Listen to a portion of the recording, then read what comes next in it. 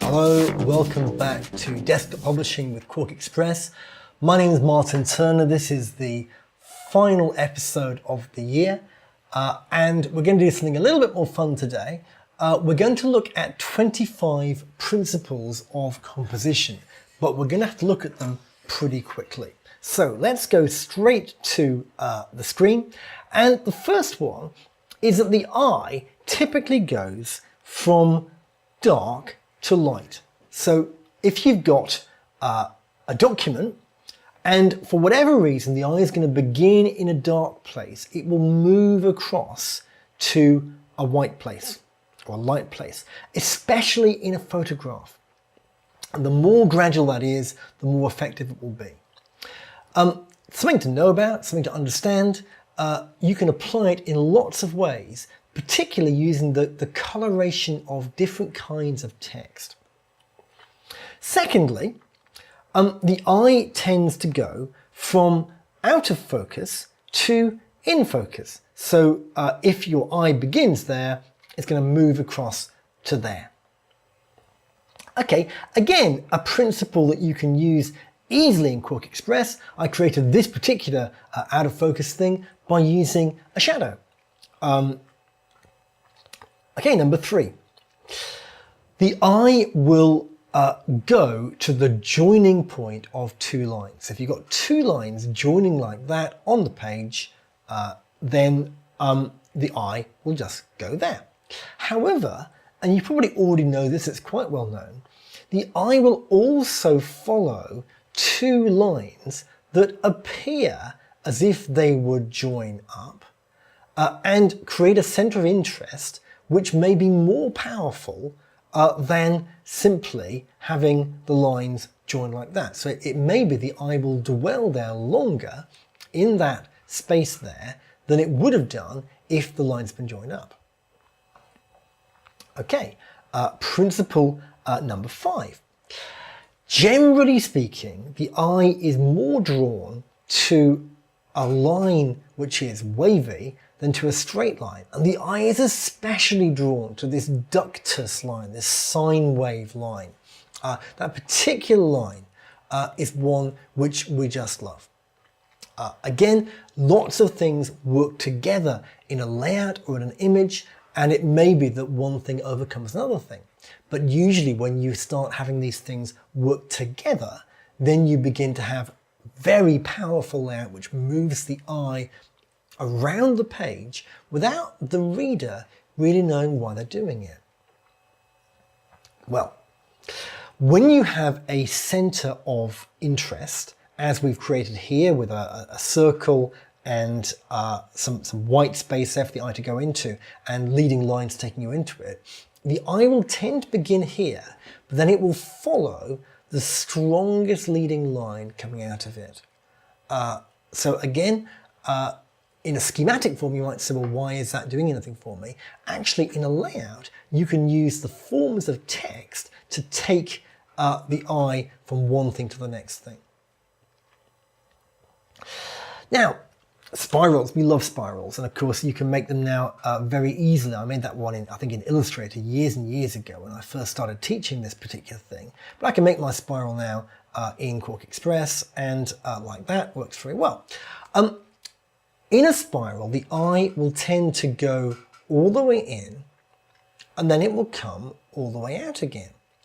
And if you use a particularly, not the Archimedes, but the golden spiral, then this is particularly harmonious for the eye. And the eye will carry on going round for ages. Clearly, you don't want to get too much into that, but using a spiral form with that double rotary motion can be very effective in documents if not overused.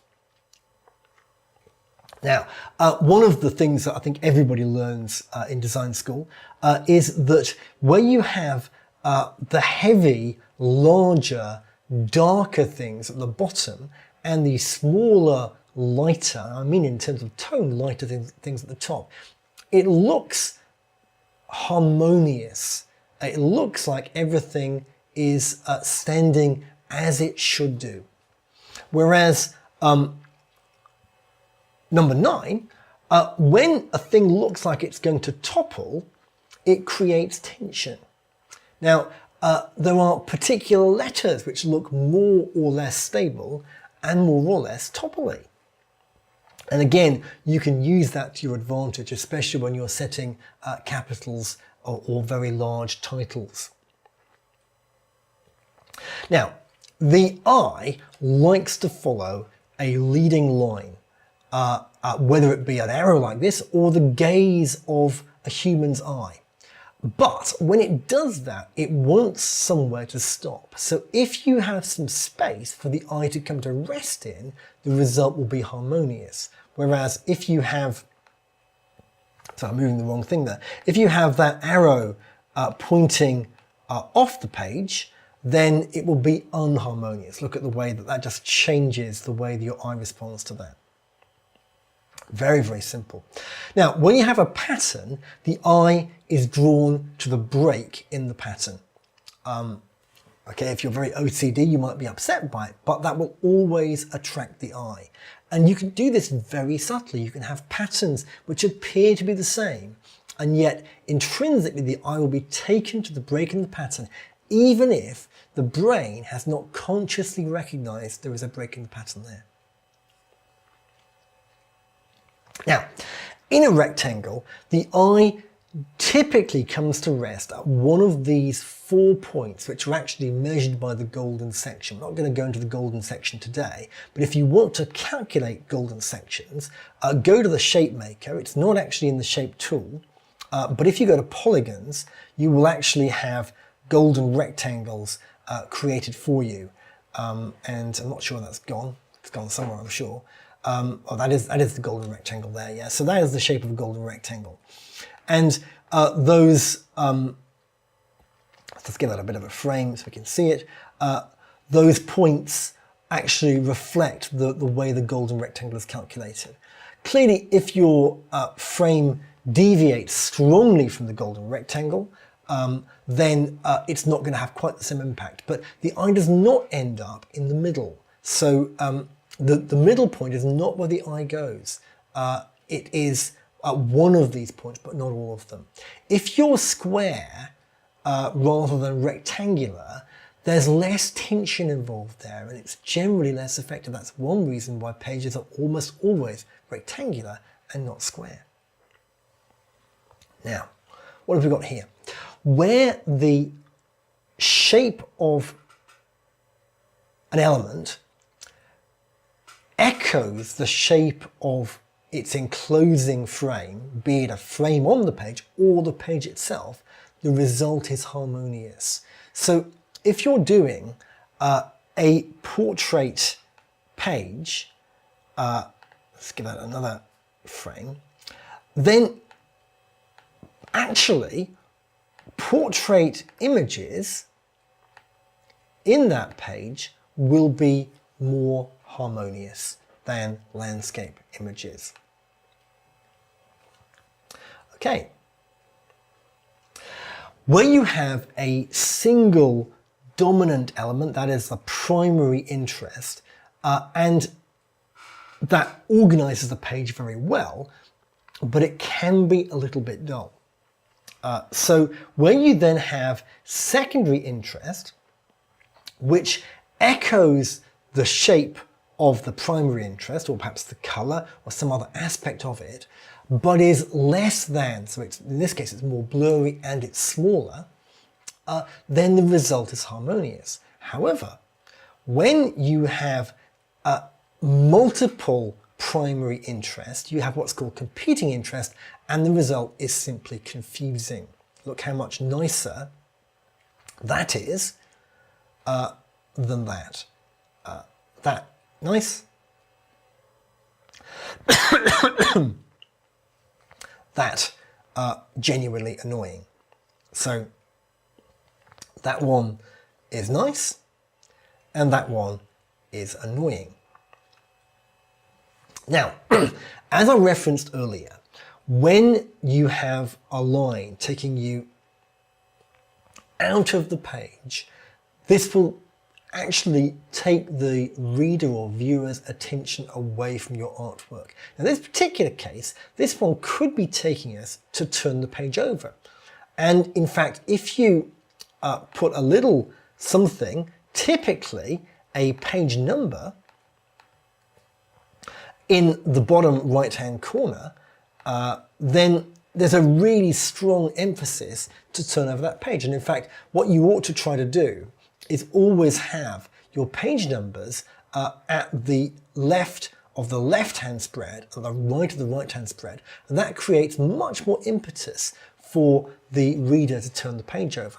However, if you've got leading lines taking you off the page at quite an early point in the page, for example, if you had a face up here looking along a line of text over to here, you may discover that people are just turning the page very quickly without reading your text, and your document fails. For Western readers, because we read from top to bottom and left to right, typically the eye will follow this path. It will go down, it will come back up, and then sort of settle somewhere in the middle. And again, it will take the Z path, doing the same thing. Now, if you're doing a book cover, people quite often say that the ideal book cover looks a bit like this. So let's give that again a frame, and we're going to give that, we're going to call it Clayton. Good name, Clayton. So Clayton is the name of the author, and what a great name. And we're going to have the name of the book, which we're going to call The Book. Not a great title, maybe not one of the classic titles, but nonetheless. So we're going to have Clayton, just make that a little bit smaller so it's not competing interest. How do we make people want to buy this book? Very simply, we have some kind of graphic that takes us down there. And maybe with a little bit more of a line towards it. Let's do that again. Get that just right. So, yeah. If you've got a graphic that does that, then people are much more likely to buy the book than if your graphic goes the other way, because of the way people read. Okay, now, contrary to this, a line which goes up for a Western reader across the page is optimistic, and a line which goes down is pessimistic. So up, optimistic, I feel great. Down, pessimistic. And often these lines are on your page or in your artwork, in your text, without you realizing it. Now, you don't want everything to be optimistic. If you're doing a report about how the world is going to run out of some fuel stuff or burn up in a certain number of years, you don't want these kind of very upbeat pages. But generally speaking, if you want to engage your viewers, or your readers rather, then using these kind of lines is going to do more for you than the line going the other direction. What's next?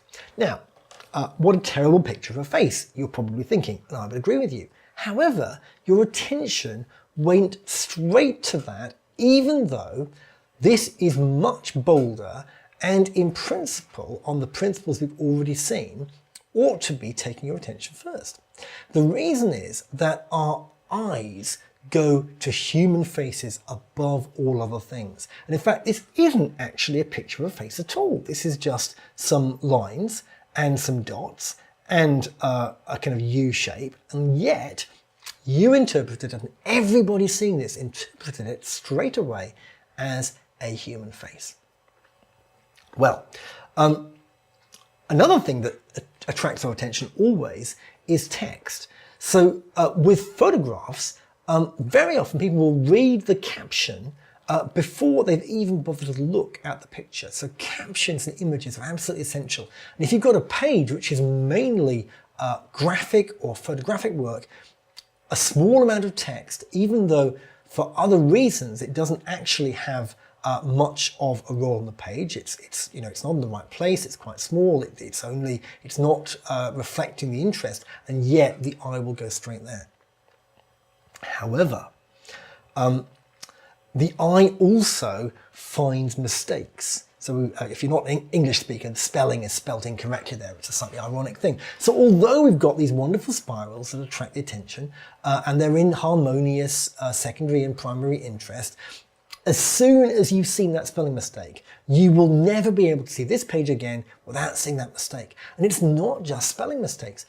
Any kind of mistake at all, including bad shadows in a photograph which has been photoshopped, or anything at all which is obviously a mistake, or even just seems wrong. So very often, uninformed but alert readers don't know why it looks wrong, but they know it looks wrong. And very often when people have tried to Photoshop or otherwise doctor things to improve them, what they do is they take a reasonable and competent image and make it ludicrously silly because they introduce an error which the eye spots. And if the reader actually spots it, they may even send it to the local paper as an example of bad photoshopping. But if they don't spot it, it may be even more powerful. They can be quite uneasy about it, and it robs your document of credibility. So be very careful. Okay, what's next? Number 23, the power of negative space. So in this particular case, we're not really sure which is the picture. Don't look for a human face and, oh, you've seen one anyway. Of course you saw the human face here. People always do. But there's no reason to have a human face there. But the two kinds of space are equally powerful. And that's really important to understand. And if your documents don't look great, look at the negative space. What's happening? Sometimes if you just defocus your eyes, that can help a bit, or turn it into a blur using the blur filter or by using shadowing. Now, in number 24, if you've got a line which is almost vertical or almost horizontal, but is not quite, it always looks wrong. So unless it's really clear why it should be almost vertical, almost horizontal, then it will look wrong. And that's particularly the case for things like the sea or a tree line or whatever. And very often the tree line actually isn't horizontal and the trees are not actually vertical, and yet the eye still wants to see them as such. Now, finally, this is the Mickey Mouse effect. So when shapes overlap each other, the result is that they appear to be now just one shape. And the result, of course, is often Mickey Mouse, or in this particular case, a bear. But again, when your document is going wrong, look at it from a distance and ask yourself, are there things overlapping each other which are causing unwanted shapes to come in?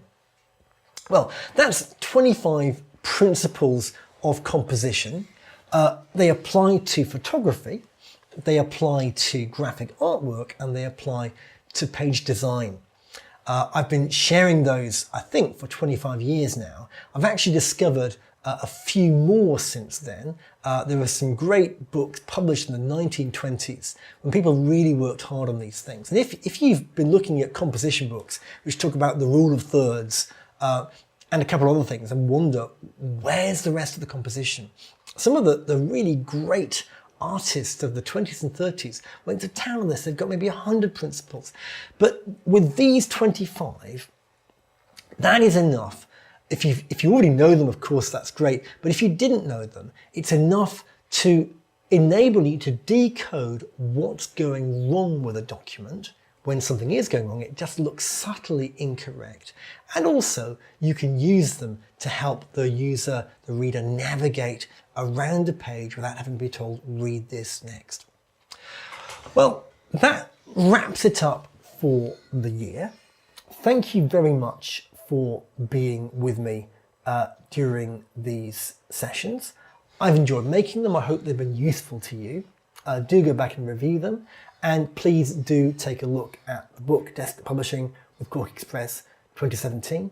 I wish you a Happy New Year, and I wish you very happy quarking. Goodbye.